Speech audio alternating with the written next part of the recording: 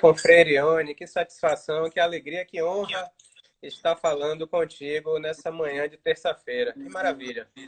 A alegria é recíproca, um tema instigante, já temos inúmeros seguidores, inclusive o Luiz Madeira, que Sim, nos segue de Lisboa. de Portugal, Então, exatamente. um bom dia especial a todos os nossos seguidores. Eu já inicio, então, fazendo a apresentação do nosso confrade Guilherme Ludwig, juiz do trabalho na 5ª Região Bahia, onde também preside a Ana Matra, da mesma 5ª Região, membro titular da cadeira número 62 da academia, mestre, doutor, professor, autor de inúmeros livros e artigos, e hoje vai tratar de um tema ainda pouco explorado, que é o processo eficiente.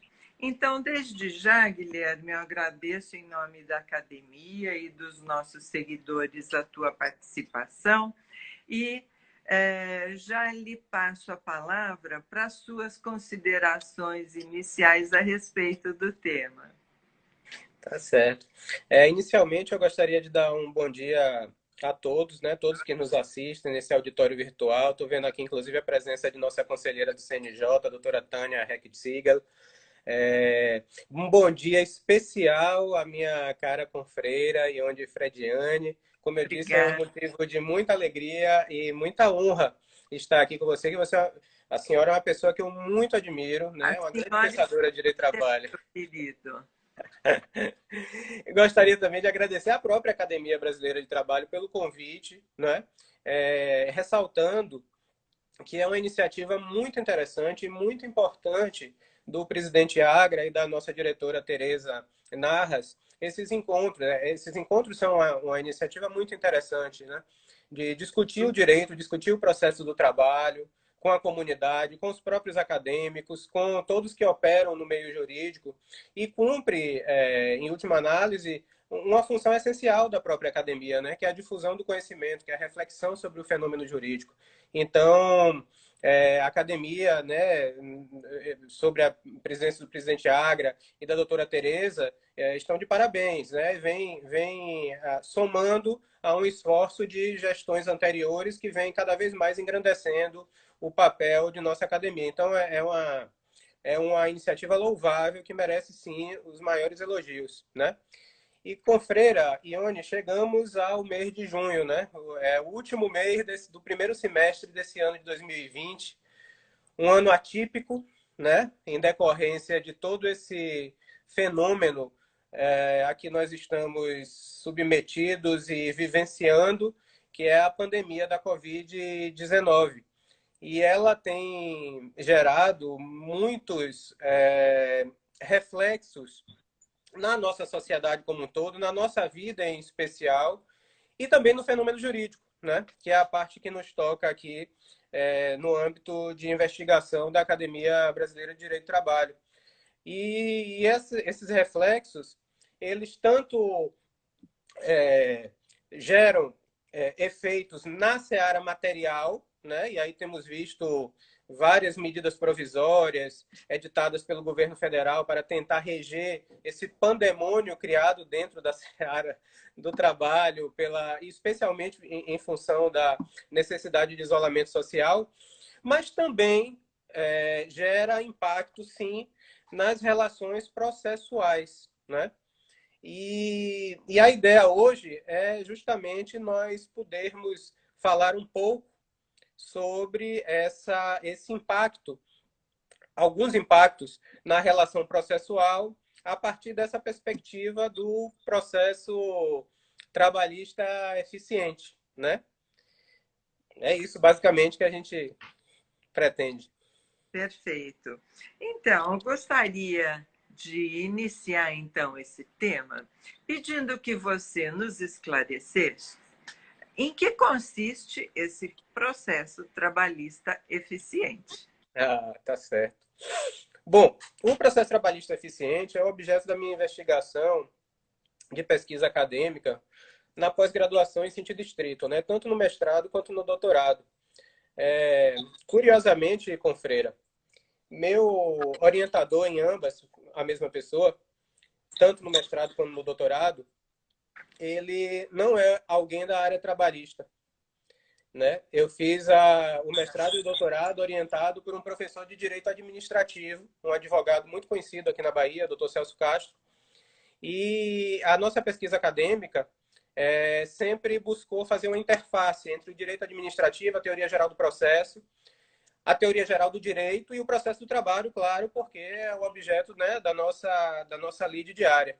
Claro. E nesse sentido é que nós projetamos, né, o princípio da eficiência, que vem do direito administrativo, como um vetor de interpretação da norma processual. Ou seja, o princípio da eficiência, ele é adotado não apenas para o Poder Judiciário enquanto administração pública, a sua atividade meio, né, nas rotinas de licitação, de admissão de servidores, de processos administrativos, mas também, especialmente, dentro da própria atividade jurisdicional, como um vetor de interpretação e aplicação da norma processual, né? Então, a gente parte da ideia, dentro do contexto do pós-positivismo jurídico, que surge um novo papel para o Poder Judiciário, né? É um papel em que o juiz, e por que não dizer, óbvio, o operador do direito como um todo, né? Lógico, ele interpreta e aplica o direito não mais apenas do ponto de vista meramente formal, mas conforme o seu conteúdo ético e moral na concretização, na busca pela concretização dos direitos fundamentais. Ele interpreta os conceitos indeterminados e as normas de textura aberta, conferindo, na maior medida possível, um sentido atual e socialmente compartilhado com o ordenamento jurídico que se pressupõe harmônico e sistêmico. E, finalmente, não mais apenas a vinculação à legalidade em sentido estrito, este operador do direito, nesse cenário do pós-positivismo, que alguns atribuem o nome de pós-positivismo, né, um fenômeno muito mais complexo, mas, enfim, vamos reduzir a essa terminologia. É um operador do direito também que ele se encontra vinculado a uma noção mais abrangente de juridicidade, né? Não apenas a vinculação à legalidade em sentido estrito, mas a vinculação ao todo do ordenamento jurídico constitucional, composto de regras, princípios, né? E dentro desse fenômeno também, por falar de princípios, é que os princípios adquirem a força normativa, né? Eles adquirem uma dignidade normativa que os coloca no mesmo patamar ou em patamar superior às regras clássicas de direito. E há com isso um resgate de determinados valores, e isso vai ser fundamental num desdobramento em seguida, há um resgate de valores para dentro do direito, resgatando uma relação possível e harmônica entre a segurança jurídica de um lado, pelo respeito à lei, pelo respeito a todas as regras jurídicas postas, mas, por outro, também uma necessidade de correção do direito, né? De impregnar ele de sentido e conteúdo. E no caso do processo, esse sentido passa por uma ordem jurídica justa, pelo acesso a uma ordem jurídica em que priorize a concretização de direitos fundamentais daqueles que, evidentemente, têm o direito, não é? Daqueles Claro. que, evidentemente, têm o direito. Então, a gente vai pela linha de Alexis de reconhecer os princípios como mandamentos de otimização que podem ser satisfeitos em graus variados e a medida desta satisfação vai depender muito das circunstâncias do caso concreto. Sempre as circunstâncias do caso concreto. Tanto que essas circunstâncias, em determinados pontos, eles podem até mesmo recomendar ou obrigar o afastamento de determinado princípio, né? Eu estou falando aqui de uma relação de precedência condicionada, onde haja uma colisão de conflitos e que, eventualmente, um deles não prevaleça sobre o outro. E aí entra, Confreira, o nosso princípio da eficiência, né? O princípio da eficiência, ele vem da iniciativa privada, né? Ele vem da teoria da administração. Mas, como o professor baiano, Paulo Modesto, ressalta, o conceito em si, o termo eficiência, ele não é uma propriedade exclusiva de nenhuma ciência. Então, o jurista pode trazer para o ordenamento jurídico, para a interpretação do direito, a eficiência, dando o sentido que explore a sua adequação dentro do ordenamento jurídico nacional. Especialmente agora, Confreira, em que verificamos que mudanças do Estado recente e das instituições, esse dinamismo do fenômeno jurídico, tem implicado numa separação cada vez mais mitigada entre os direitos público e privado, né? Essa relação harmônica entre direito público e privado encontra-se hoje em franca reformulação. Então, com a própria substituição do Estado individualista do século XIX pelo Estado social no século XX, nós temos, por exemplo, apenas à guisa de ilustração, a redução do espaço da autonomia privada, por um lado, e a publicização do direito privado e o próprio desenvolvimento da ideia de função social da propriedade, por outro. Né? Nós poderíamos citar também a constitucionalização do direito privado. E aí entra a eficiência administrativa vinda da iniciativa privada para dentro do cerne do Estado como um vetor de interpretação da conduta estatal. Né? A eficiência como um todo, ela direciona a administração pública na melhor medida possível, veja o caráter principiológico, na melhor medida possível, de acordo com as circunstâncias fáticas e jurídicas, a que ela, a administração, adote os meios idôneos a obter a solução ótima à consecução do interesse público e à concretização de direitos fundamentais. E é importante ressaltar aqui, e isso vai ser fundamental para a nossa análise adiante no processo, que não se trata de uma argumentação consequencialista, né? Não se trata aqui de funcionalizar direitos, mas de garantir uma atuação do Estado na salvaguarda de resultados úteis. Nós todos, como sociedade, não esperamos menos do que o máximo possível que o Estado possa nos dar, sociedade, em termos de concretização de direitos. Isso é uma manifestação clara do princípio da confiança que nós temos no Estado. O Estado serve para suprir as nossas demandas e de forma eficiente, otimizando recursos, né?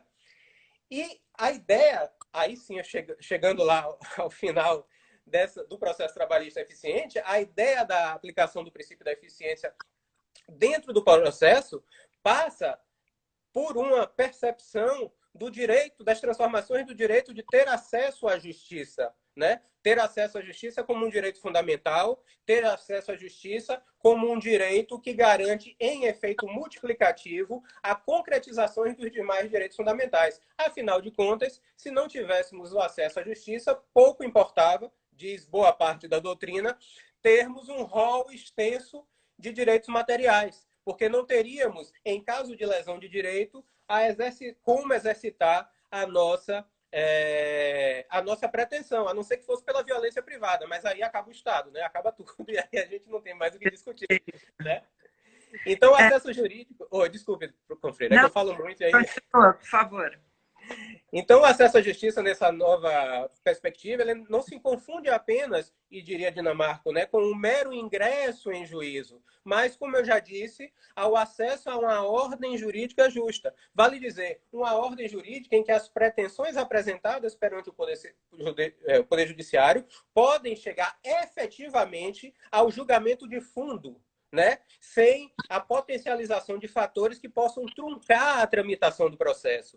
E o direito de acesso à justiça, dentro desse pós-positivismo, ele tem que ser interpretado com a sua finalidade instrumental, em prol de soluções concretas e eficientes que resolvam o problema de baixa efetividade da prestação jurisdicional.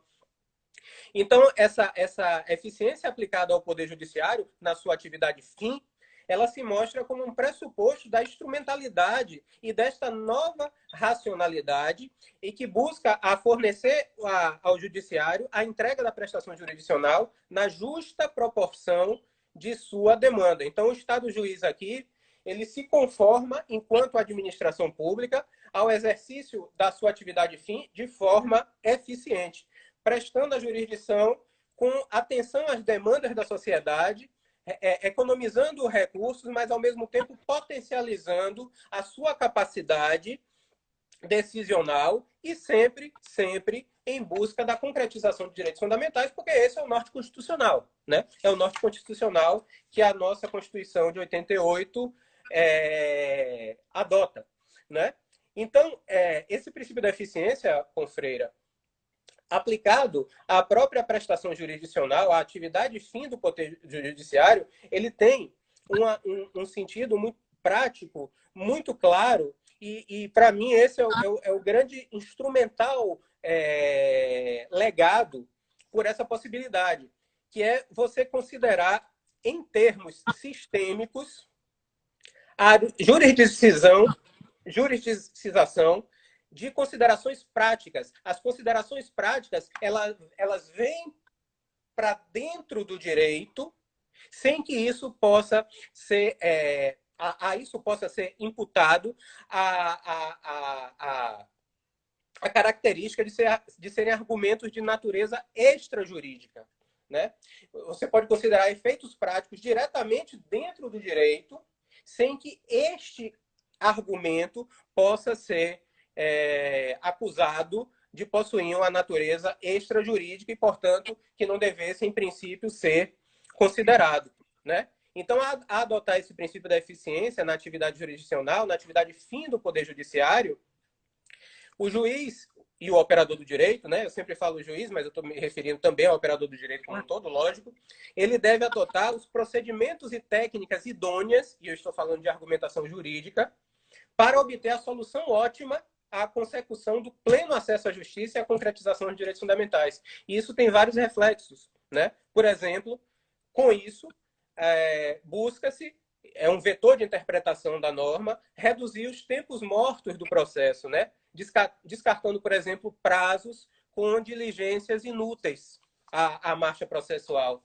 É também interpretar as normas que tratam da tutela de urgência, conferindo o maior alcance possível em favor da parte contra quem o tempo do processo corre, né? Então, por exemplo, reconhecer... Oi?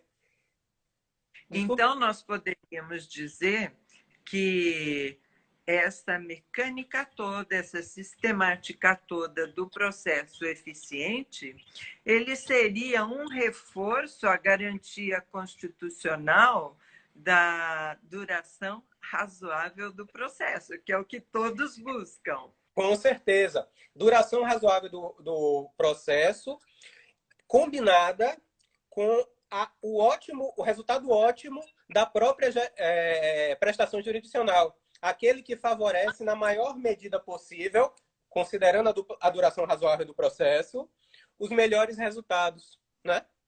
Então, a gente vai também ter consequências sobre os precedentes judiciais, uma maior adesão aos precedentes judiciais, né? Privilegiar o caminho pela lide coletiva, que em si mesma, a lide coletiva, ela é uma materialização da eficiência, né? Ela concentra as demandas para um julgamento único e projeta seus efeitos nesse sentido. É também reconhecer a validade e eficácia das soluções extrajudiciais, né? Desde que resguardada, evidentemente, a paridade de armas entre quem está ali fazendo o seu acerto, né? É também ter o cuidado com a má-fé processual, né? Adotar as medidas de forma ponderada, logicamente, mas as medidas sancionatórias que não permitam o desvio do processo por outros caminhos que não condizentes com o conteúdo ético, né? É adotar a interpretação razoável de dispositivos que proporcionem uma maior efetividade na execução. Enfim, é uma ideia que se projeta em todas as searas do direito processual, sempre nesse sentido de otimizar, de permitir que os recursos sejam adotados de uma forma ótima à consecução dos resultados almejados por toda a sociedade, né? Então é basicamente isso em curto resumo. Sim. Agora me diga o seguinte: o impacto ou impactos desse processo eficiente, considerando a pandemia e considerando os prazos prescricionais?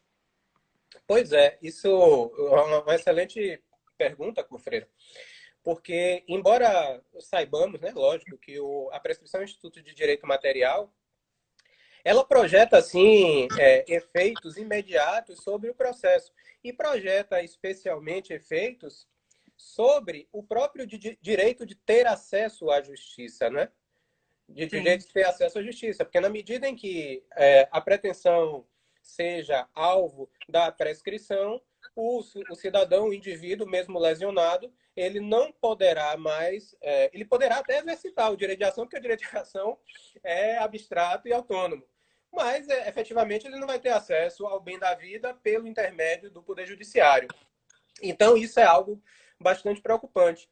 E a situação se agrava ainda mais na pandemia, quer dizer, a situação se agrava não, mas a situação chama atenção nesse ambiente do estado de calamidade pública, porque há uma dificuldade concreta, né? Há uma dificuldade prática do cidadão em ajuizar, em buscar a reparação da violação do seu direito, né? Perceba que essa mesma circunstância que que de uma forma muito feliz permite que a gente esteja aqui conversando, né? Essas lives Sim. foram pensadas dentro de um processo de isolamento social, né? Que é uma forma de nós nos encontrarmos ainda em ambiente virtual, porque o nosso encontro presencial, infelizmente, não está sendo possível, né? Inclusive na nossa BDT, nós não tivemos a posse presencial do nosso novo presidente, o presidente Agra, né? A posse do nosso caro Antônio Carlos Aguiar também foi suspensa em função dessa questão.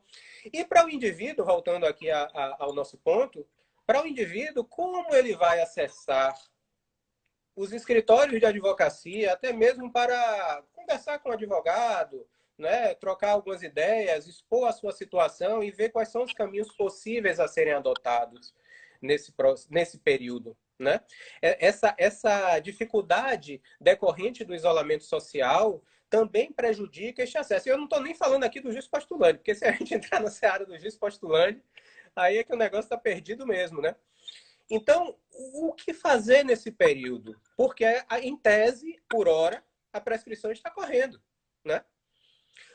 Nós tivemos o decreto legislativo número 6 de 2020, que reconheceu a situação de emergência de saúde pública, nós tivemos a Lei 13.979, nós estamos aí com diversos decretos de âmbito estadual, de âmbito municipal, normas administrativas de âmbito estadual e municipal, que interrompem determinadas atividades empresariais, nós temos Sim. lockdown em várias localidades, né? Nós temos uma dificuldade tremenda, o próprio Poder Judiciário está funcionando em regime de plantão, né? Eu estou aqui em Salvador, minha jurisdição é Conceição do Coité, tem mais de 2 meses que eu estou sem ir lá. Né? Nós estamos funcionando, graças a Deus, porque com o processo judicial eletrônico é possível manter o funcionamento do Poder Judiciário. Mas, considerando o indivíduo lesionado, como é que ele vai ter acesso nesse momento, né? Para buscar seu direito, para recorrer a um advogado? Isso é muito complicado, especialmente em cidades em que não há uma facilidade tão grande em termos de inclusão digital, né? Em localidades. Nós temos, né? Nós sabemos que isso é uma realidade aqui no país, porque há locais em que se tem uma internet de muito boa qualidade e velocidade, e locais onde ela, diria, ainda é analógica. Confreira, hoje eu sou titular da vara de Conceição do Coité, que fica a cerca de 200 quilômetros de Salvador, né? Relativamente perto. Mas a minha jurisdição anterior, que eu prezo muito, inclusive, também, foi a vara de Bom Jesus da Lapa. A vara de Bom Jesus da Lapa, para a Confreira ter ideia, fica a 720 quilômetros de Salvador. Ela fica mais próxima de Brasília do que de Salvador. O trajeto que eu fazia para lá sempre era de ônibus, né? Porque de carro nem pensar, são 12 horas de viagem. E vamos dizer assim, 90 a 95% desse trajeto não havia sinal de telefone. Não havia sinal. Não havia sinal. E às vezes, quando eu chegava lá, eu próprio, aonde eu residia, eu não tinha condição de acesso, porque a internet oscilava muito na região. E isso não é um exemplo isolado, né?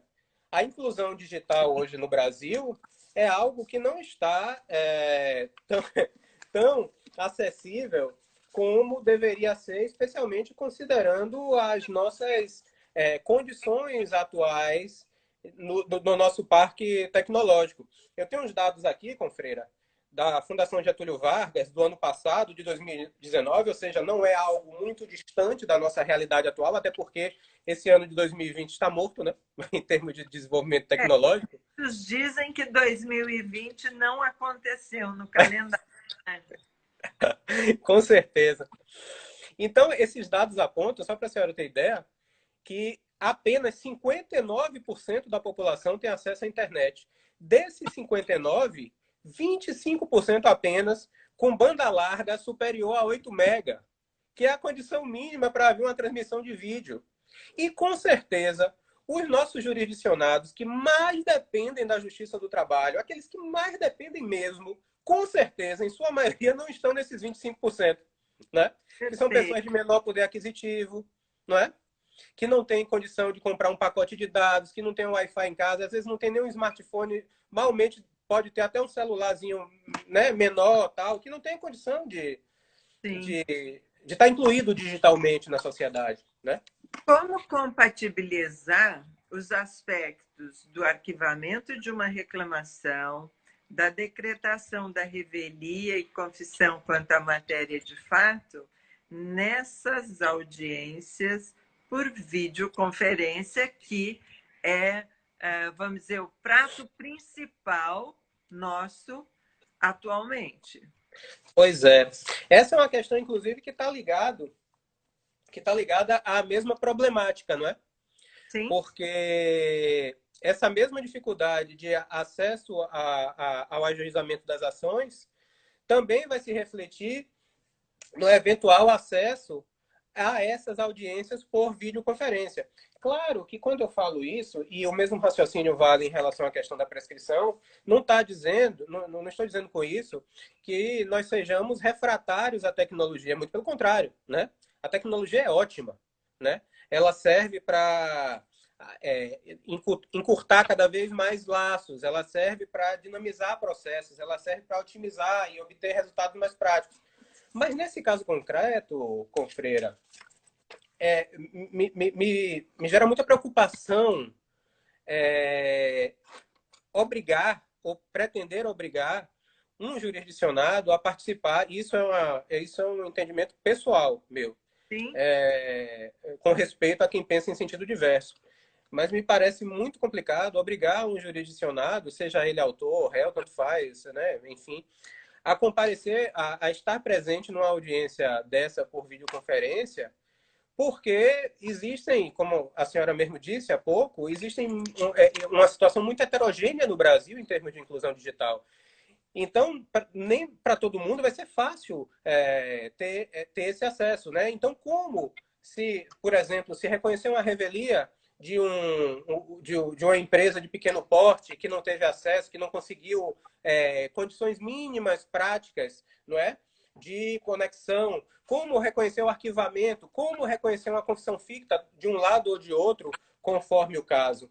Então, me parece não recomendável, nesse caso, lógico que isso existe também uma questão de independência funcional e de entendimento, mas não me parece recomendável o reconhecimento dessas penalidades. Até porque, ainda que, vamos supor a seguinte situação, ainda que as condições iniciais antes da realização da audiência estejam favoráveis em termos de conexão, pode ser até que haja uma oscilação na rede até pelo fluxo muito grande de dados num determinado horário, por exemplo, e isso vem a se agravar.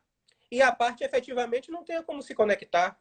Então, é possível reconhecer uma revelia? É possível reconhecer um arquivamento ou uma confissão ficta? Me parece que não. Me parece que é algo que deve ser muito sopesado no caso concreto, e aí se reclama, Confreira, uma atitude que deve ser constante, não apenas nesse caso, não apenas nessa interpretação a partir da nossa consideração da eficiência, né? Na busca desses meios idôneos para se chegar à consecução dos direitos fundamentais, que é a prudência. Eu acho que o momento essencial exige, acima de tudo, prudência, exige razoabilidade, exige ponderação. Nós temos que adotar as técnicas idôneas, e aí eu estou voltando à eficiência, que busquem o resultado útil do processo, mas sem o atropelo de direitos fundamentais, sem o atropelo de garantias processuais constitucionais que estão postas na nossa Constituição Federal, né? Um pleonasmo até o que eu acabei de falar, mas uma redundância. Mas nós temos que buscar esse aporte. Inclusive, apenas voltando, Confreira, sem querer ir para trás na nossa marcha, mas existe um projeto hoje de lei, só voltando à questão da prescrição rapidinho, existe um projeto de lei do senador Anastasia, que hoje já foi submetido à sanção, está para sanção ou veto, conforme o caso, né, do senhor presidente da República, que é o projeto 1179 de 2020, que trata da suspensão dos prazos prescricionais durante a pandemia, né? O problema O problema desse projeto é que ele trata da suspensão a partir do momento da vigência da lei. E o intervalo? Aproveitando essa análise sobre o Instituto da Prescrição, como ficamos com os pouquíssimos casos de decadência que existem dentro da nossa área do processo do trabalho? Pois é, me parece que mutatis mutandis, o raciocínio deveria ser o mesmo. O problema da decadência é justamente a sua característica peculiar, né, que não admite a suspensão. Mas me parece, Confreira, aí que nós temos que prestigiar, antes de tudo, e a partir de uma lógica de eficiência, o acesso à justiça. Eu acho que o vetor fundamental aí, o próprio sentido do Estado passa, nesse caso, por acesso à justiça. É óbvio que essa inércia da parte, seja em relação aos prazos prescricionais, seja em relação às poucas hipóteses de prazo decadencial, não parte de um tipo de preguiça ou de um tipo de desleixo, né? Essa inércia parte de uma consequência, de uma consideração de ordem prática, concreta, efetiva. Tanto que a lei, se pararmos para pensar, o legislador está preocupado em disciplinar a suspensão do prazo. Por que ele está preocupado com isso? Porque ele sabe claramente que não há essa facilidade de acesso, né? Então, me parece que o raciocínio é aplicável também mutatis mutandis, porque estamos numa situação emergencial, estamos numa situação crítica, né? O próprio Supremo tem dado esse exemplo, apesar de nós, academicamente, podermos até fazer algumas críticas pontuais, mas o próprio Supremo tem dado esse exemplo, né? Por exemplo, no direito material, no julgamento daquelas medidas provisórias, né?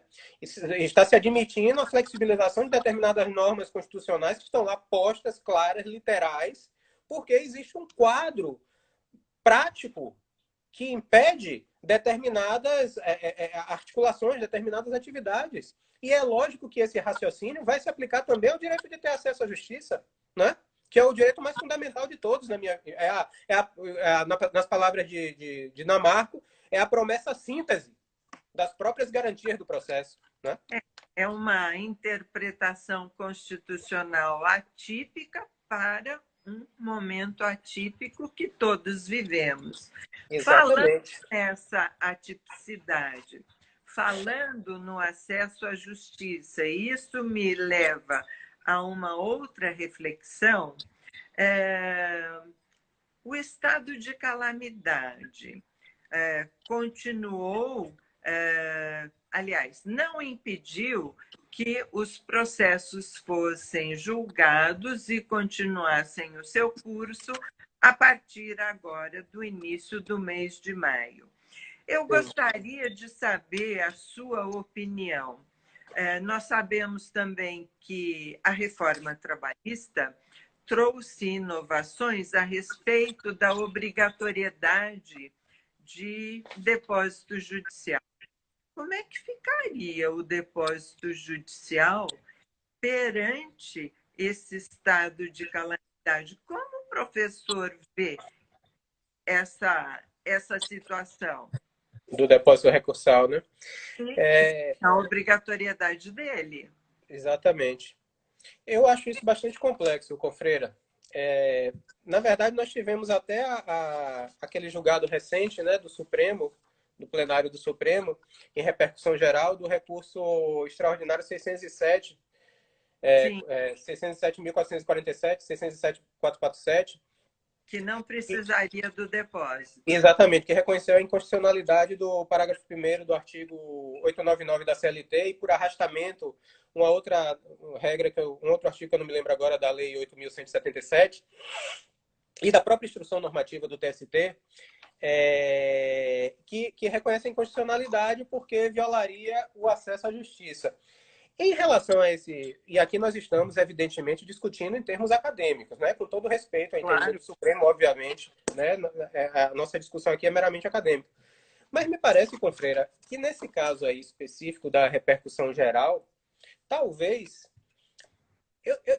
É difícil dizer que essa regra viola o direito de acesso à justiça justamente pela circunstância que a senhora acabou de lembrar das alterações promovidas pela própria reforma trabalhista, né?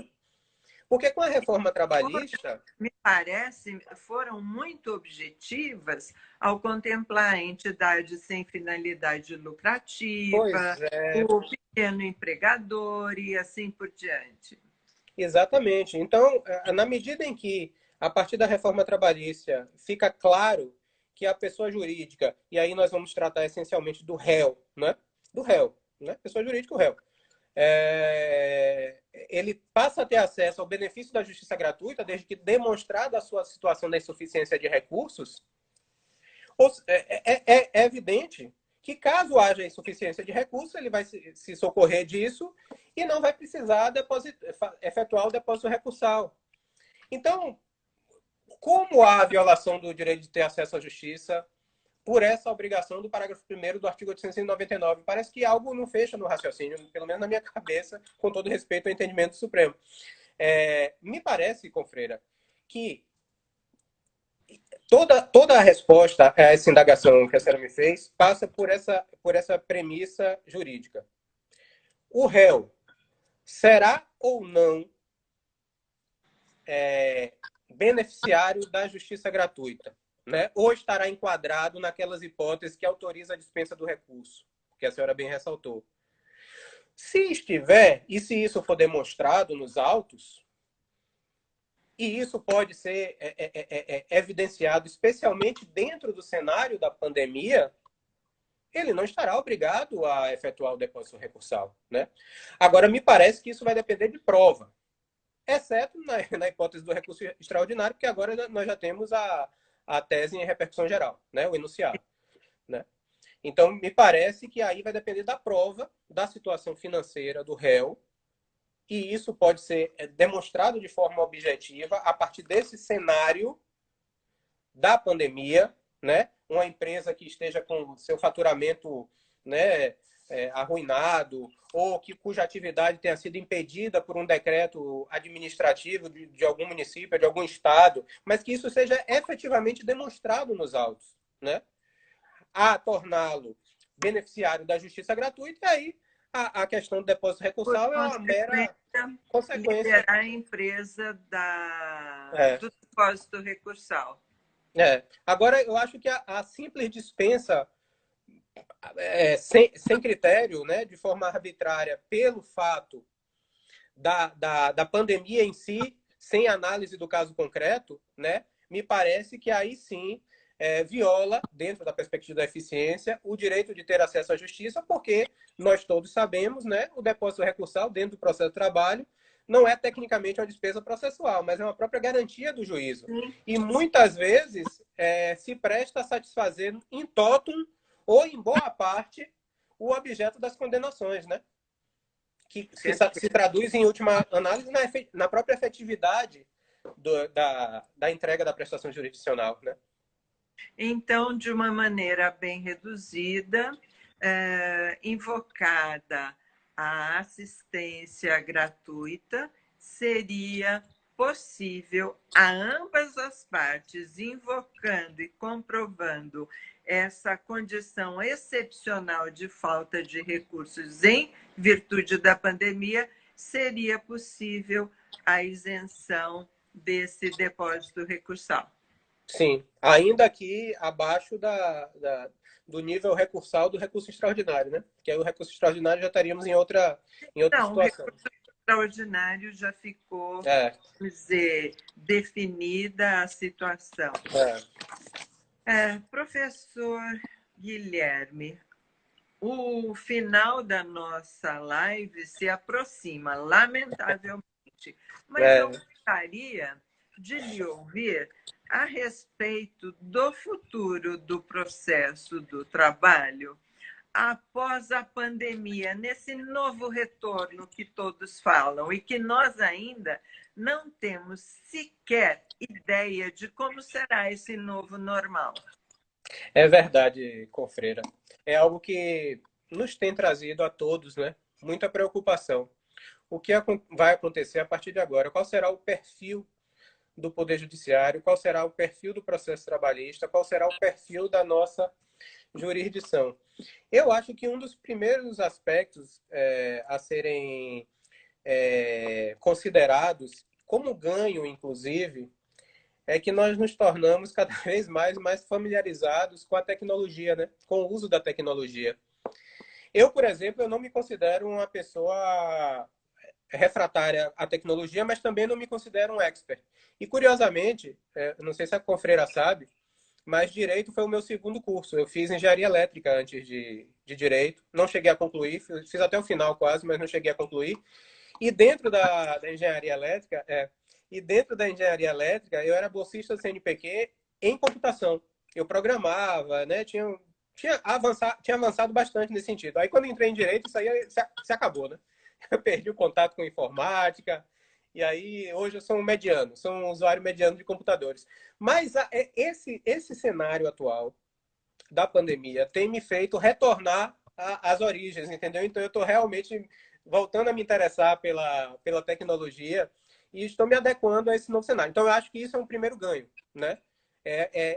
Romper barreiras nossas, operadores do direito, em relação à tecnologia, porque nós temos normalmente, né? Nós estamos acostumados com outra rotina, né? Eu acho também que os procedimentos podem ganhar em agilidade com a utilização de determinadas ferramentas de uma forma ponderada, lógico, né? Eu acho também, para o futuro, que esse próprio recurso à tecnologia pode reduzir para o Poder Judiciário como um todo, para a nossa Justiça do Trabalho, que sofre especialmente por causa daqueles cortes orçamentários de 2016 que se projetaram a partir da emenda do teto de gastos e doravante, né, toda essa situação que nós sabemos. Então, ele pode repercutir também em menos custo de deslocamento, não é? E, consequentemente, nos locais onde o jurisdicionado, o advogado, tenha que percorrer uma longa distância para poder participar do seu processo. Exatamente. Imagine, por exemplo, eu nem estava tratando disso no primeiro momento, mas agora com a sua provocação eu já avancei no raciocínio. Imagine a possibilidade de escritórios de advocacia que não têm tantos recursos assim, né, de advogados iniciantes, ou enfim, que vão ter acesso agora aos tribunais superiores, inclusive para sustentação oral, né, para desempenhar todas as suas atividades, né? Escritórios do interior dos estados, por exemplo, né? E tudo isso implica também em menos desperdício de tempo, né? Nós perdemos muito tempo com deslocamentos, né? E isso tudo tende a reduzir. Eu acho também que o incremento das ferramentas tecnológicas, feita de forma ponderada, eu sempre repito, eles tendem a diminuir a necessidade de estrutura física do Poder Judiciário e permitir maior investimento em tecnologia e em outros setores que favoreçam a própria entrega da prestação jurisdicional. Alguns dias atrás, conversando com um colega advogado já de muitos anos, um escritório de média para grande dimensão para os nossos padrões aqui paulistanos, Sim. Me referiu de que todo esse aspecto do isolamento provocou uma reflexão nele no dimensionamento do seu próprio escritório. Sim. Então, acho que teremos realmente muitas modificações em relação a esses aspectos, não só no trabalho de profissionais liberais, mas talvez na otimização de espaços pelas empresas prestadoras de serviços, produtoras de bens, na própria industrialização. Sim, sim, sim. Eu acho que tudo isso vem como um ganho, né? Um ganho para todos nós profissionais de direito. Doutora Dervana, que nos assiste também, professora Dervana, aqui da Bahia, ela está suscitando aqui, eu vi rapidamente, né? Que nem sempre a gente pode enxergar tudo que as pessoas escrevem, nossos amigos escrevem, mas às vezes passa alguma coisinha e a gente consegue alcançar. Ela questiona a respeito dos negócios processuais. Isso. De repente, pode ser um campo fértil também para um desenvolvimento ponderado, né, dos negócios jurídicos processuais, né? Algo que estávamos vendo de uma forma mais tímida a partir do Código de Processo Civil de 2015, e agora, né, há um campo maior que se descortina, até porque nós estamos perdendo, digamos assim, o receio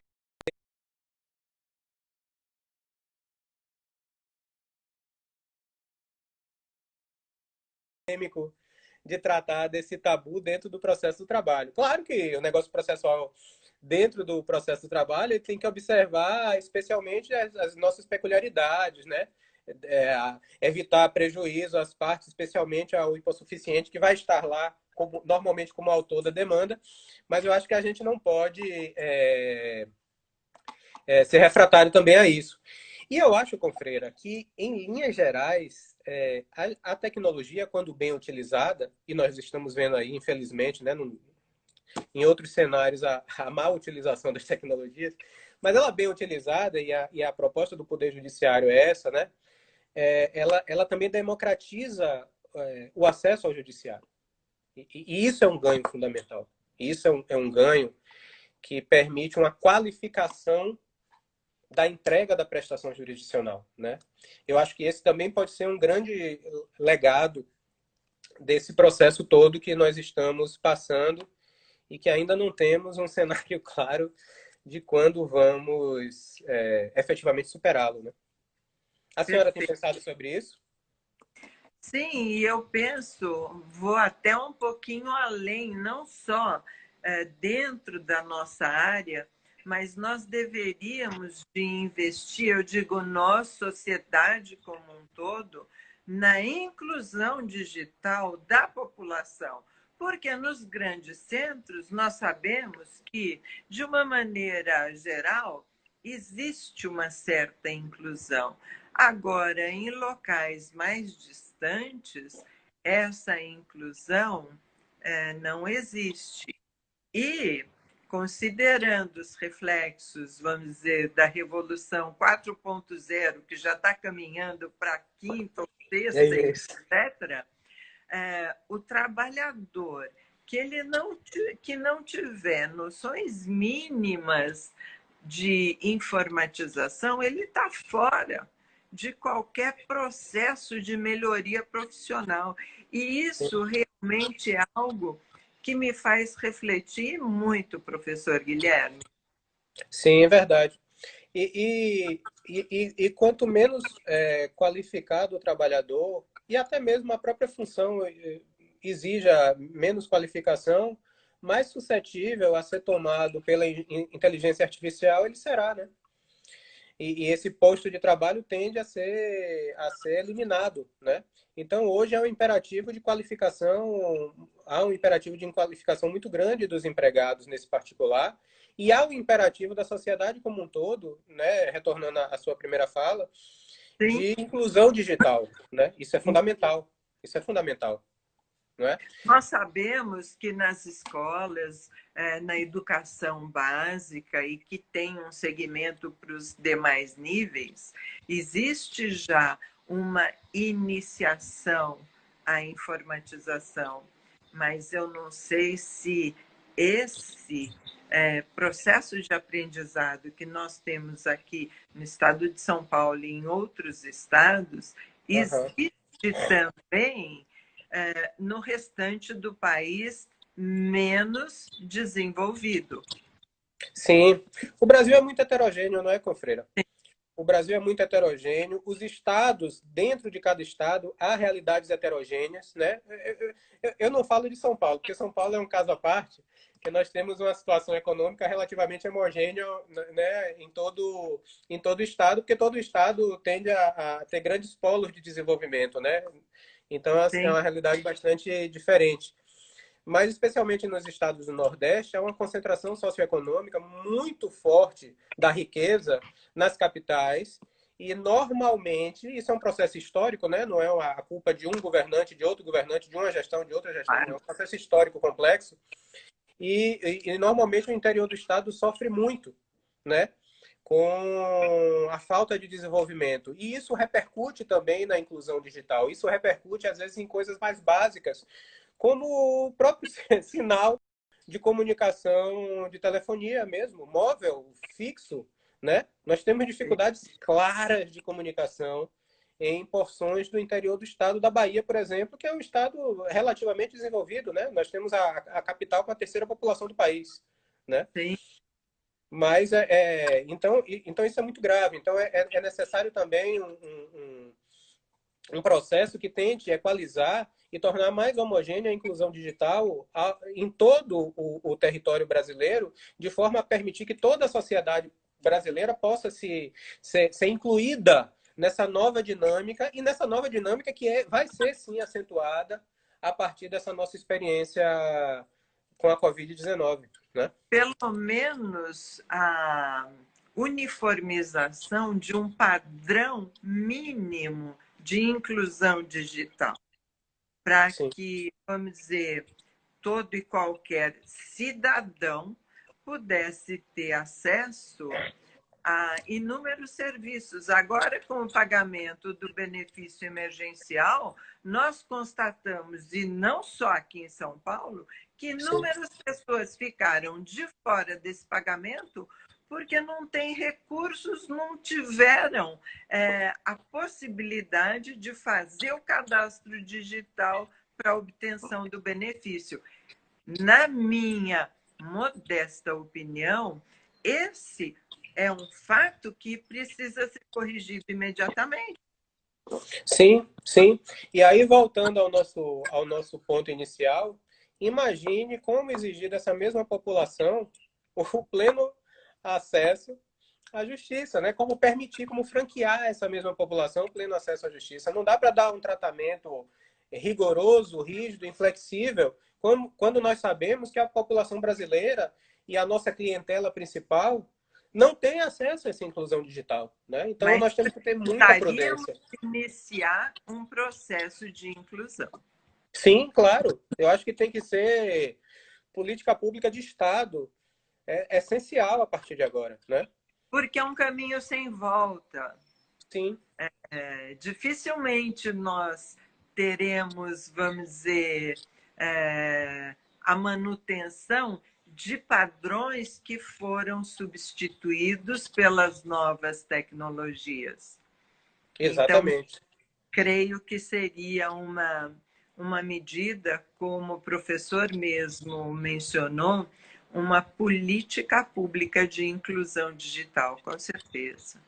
Eu acho que esse aí é o pressuposto fundamental para que a gente avance nessa nova dinâmica e possa aproveitar ao máximo esses recursos idôneos, e aí eu volto sempre à eficiência, para permitir a entrega da prestação jurisdicional, né? Isso é algo fundamental, é uma premissa para o próprio desenvolvimento do Estado, né? Oremos para que os governantes tenham essa perspectiva especialmente nesse cenário. De percepção. Professor Exatamente. Guilherme, eu agradeço muitíssimo a sua participação, as suas considerações, as novas ideias de que a respeito do processo eficiente que nos foram transmitidas e agradecendo também todos os nossos seguidores, dentre eles inúmeras desembargadoras aqui do meu tribunal, do TRT2. Que honra. E sim, para nós uma honra imensa. E gostaria de deixar os minutos finais para as suas considerações antes que a plataforma nos derrube. É isso mesmo. Ela é implacável, né, Confreira? Impiedosa. Impiedosa. Eu gostaria também de agradecer ao nosso público, né? Vi aqui diversos colegas, juízes, advogados presentes, né? Servidores. A gente às vezes não pode falar porque a dinâmica é muito rápida, né? Mas sintam-se todos abraçados, né? Agradeço a todos. Agradeço especialmente a minha querida confreira Ione Frediani. Repito que foi uma grande honra, uma enorme alegria podermos nos reencontrar aqui nesse ambiente virtual. Agradeço a nossa Academia Brasileira de Direito do Trabalho, que presta essa atividade fundamental de repartir, de compartilhar o conhecimento jurídico, né? E aí, em nome, eu faço esse agradecimento no nome, né, do presidente Agra e da nossa diretora Tereza Narras, e ressalto que, para mim, Confreira, foi uma oportunidade ímpar de refletir sobre esses assuntos. São assuntos que eu tenho uma predileção especial e gostei muito de trocar essas ideias contigo. Para mim foi uma experiência muito boa, muito prazerosa, né? E vamos adiante aí com a nossa academia, produzindo sempre conteúdo, né? Para trazer as reflexões sobre o fenômeno jurídico trabalhista para toda a comunidade. Perfeito. Nós da academia agradecemos a sua participação, professor Guilherme. Agradeço novamente a todos os nossos seguidores que continuam firme, acordando mais cedo para a participação das nossas lives. E lembrando que amanhã a nossa diretora, Tereza Naz, estará com o professor Aguiar, Antônio Carlos Aguiar, também tratando de questões controvertidas. Então, bom dia a todos, em especial ao professor Guilherme pela participação e até amanhã no mesmo horário com um novo tema de direito. Bom dia, professora. Tchau, tchau. Obrigado.